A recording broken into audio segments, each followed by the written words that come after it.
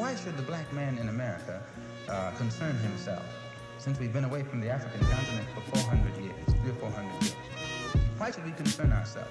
What impact does what happened to them have upon us? Number one, first you have to realize that up until 1959, Africa was dominated by the colonial powers, and by the colonial powers of Europe having complete control over Africa, they projected the image of Africa negatively. They projected Africa always in a negative light. Jungles, savages, cannibals, nothing civilized. And naturally, it was so negative until it was negative to you and me. And you and I began to hate it. We didn't want anybody to tell us anything about Africa, and much less call us an African. And in hating Africa and hating the African, we ended up even hating ourselves without even realizing it. Because you can't hate the roots of a tree and not hate the tree. You can't hate your origin and not end up hating yourself. You can't hate Africa and not hate yourself. And you show me one of these people over here who have been thoroughly brainwashed, who has a negative attitude toward Africa, and I'll show you one that has a negative attitude toward himself. You can't have a negative attitude toward yourself, a positive attitude toward yourself, and a negative attitude toward Africa at the same time. To the same degree that your attitude, that your understanding of an attitude toward Africa becomes positive, you'll find that your understanding of and your attitude toward yourself will also become positive. And this is what the white man knows.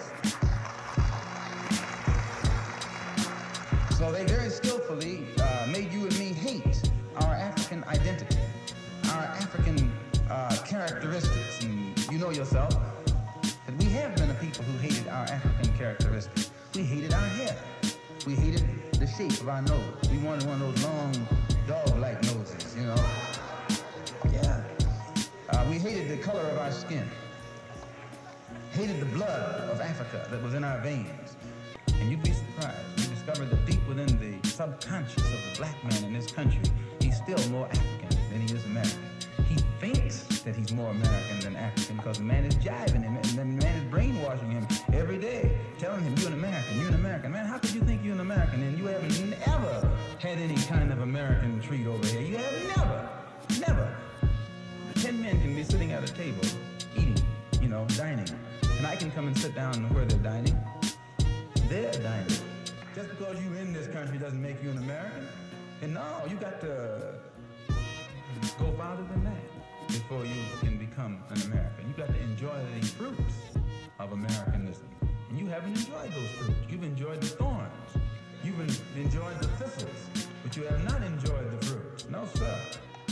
So I point these things out, brothers and sisters, so that you and I will know the importance in 1965 of being in complete unity with each other, harmony with each other, and not letting the man maneuver us into fighting one another. But I don't think that we should run around trying to love somebody who doesn't love us.